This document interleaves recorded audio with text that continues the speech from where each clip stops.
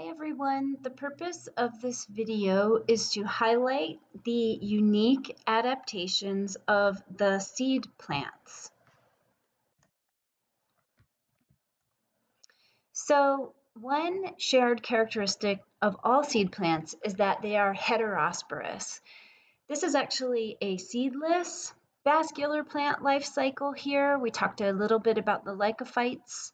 This is an example of a lycophyte that is heterosporous. So lycophytes could be heterosporous or homosporous. Bryophytes were all homosporous.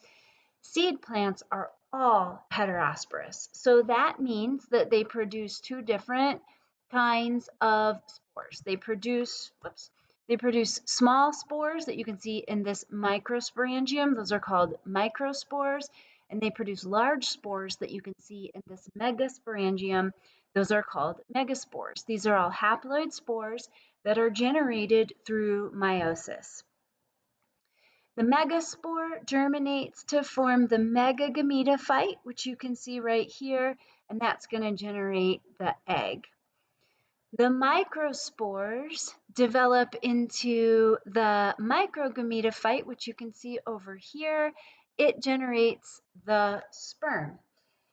So all seed plants do this. They have microsporangium that produce microspores that generate microgametophytes, and they have megasporangium that generate megaspores that generate megagametophytes. Speaking of gametophytes, one other unique characteristic of the seed plants is that they all have really small gametophytes. So the megagametophytes and the microgametophytes are so small that we're going to need a microscope to view them. Another thing that's tricky about the gametophytes of the seed plants is that they're hard to find because they are retained within the megaspore, or the microspore spore walls. So the microgametophyte develops inside the pollen grain. So the pollen grain is another term for the microspore, and the microgametophyte develops inside that pollen grain. The megagametophyte develops inside the megasporangium, which is inside a structure called an ovule, which is another unique structure of the seed plants. This is an example of an ovule. So the ovule is the megasporangium, which we see here, a megaspore, which is going to be generated through meiosis. So this is going to be a haploid cell. It's going to develop into a megagametophyte that's going to stay inside the ovule. The ovule has this protective layer called an integument. There's a little hole in it because eventually that megagametophyte is going to make an egg and the sperm are going to be conveyed to that egg. So that's where the pollen tube comes through to convey the sperm. So another thing that's different about seed plants is that instead of dispersing these megaspores like we saw in that seedless vascular plant life cycle that I showed you, the megaspores are retained on the sporophyte. So they're retained on the mother sporophyte inside the ovules. Okay, another really important feature that we only see in seed plants is pollen. And pollen grains are the microspores.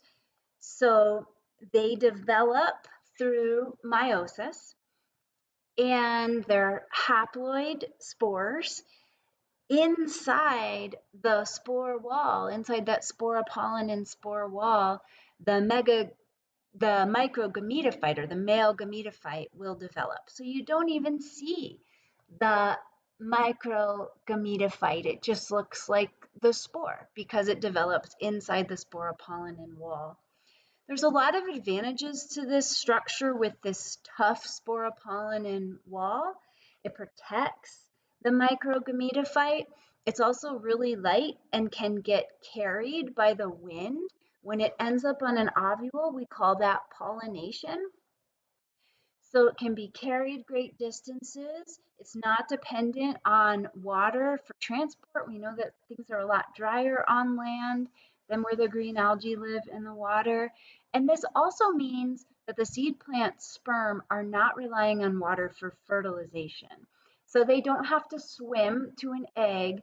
They get carried in the pollen grain right to the ovule, and then the pollen tube actually grows right into the ovule. So the sperm do not need to swim to the egg. So it allows seed plants to live in slightly drier habitats than the seedless vascular plants and the bryophytes.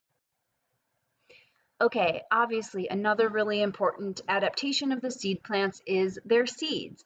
So the ovule is going to develop the megagametophyte inside. The megagametophyte is going to include the egg. The pollen grain is going to land right here and convey the sperm to the egg. And then after fertilization, this structure, the ovule, will develop into a seed. And we see a gymnosperm seed down here. The next generation sporophyte, this embryo, develops inside the seed. The megagametophyte tissue turns into this nutritive tissue that's going to feed that embryo before it starts to photosynthesize just after germination. And it's all enclosed in the protective coat. So the integument of the ovule after fertilization will develop into a seed coat that protects the embryo from getting crushed, it protects it from drying out. So this is a structure that feeds and houses and protects a young embryo. It also represents a shift in the dispersal unit from the megaspore to the seed. And the seed is a structure that just has a lot more going for it in terms of providing for the survival of the next generation than spores. So seeds evolved about 365 million years ago. They certainly contribute to the success of seed plants. They protect and nourish the embryo. They're viable for longer than spores. And there's the potential for long dispersal. They also can just kind of hang out in the environment for a few years, maybe even 1,000 years before they germinate. So they can kind of wait around for conditions that are favorable to growth. So with these adaptations, seed plants have become the most dominant group of plants. There's 5 different phyla of seed plants. 4 of those are gymnosperms, which bear naked seeds, and one of those is a phylum called Angiosperma, and those are the ones that have seeds that are covered by a fruit.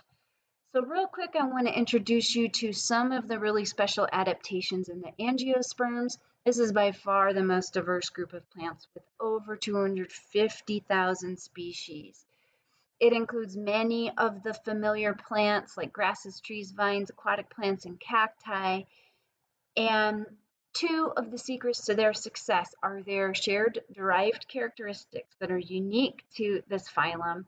And that includes their flowers, which is a specialized structure that attracts pollinators, and also their fruits, the tissues that develop around the seed and aid in the dispersal of the seed. So the flower includes, in some cases with perfect flowers, it's going to include the microsporangia, which are up here in the stamens, and the megasporangium, which are down here in the ovules. Note that the ovules are inside this blue structure called a carpel, and specifically the part that encloses the ovules towards the base is called the ovary. So after pollination, pollen lands on the stigma and grows a tube down and then conveys the sperm into the ovule, and then eventually fertilization will happen. After that, the ovule is going to be transformed into a seed, and the ovary will be transformed into a fruit. Fruits are these sometimes sweet and fleshy entities that surround the seed, in some cases protect the seed, in many cases help disperse the seed, whether it's going to be dispersed by animals. In some cases, fruits allow seeds to catch the wind and fly, so they're dispersed far from the mother plant. Sometimes fruits have these little burrs on them that stick to mammals. Sometimes fruits make the seeds float. It's like a really light casing around the seeds that'll aid in the dispersal by water. There's a bunch of different fruits out there. Their main role is to attract seed dispersers or otherwise aid in seed dispersal. Thanks for watching.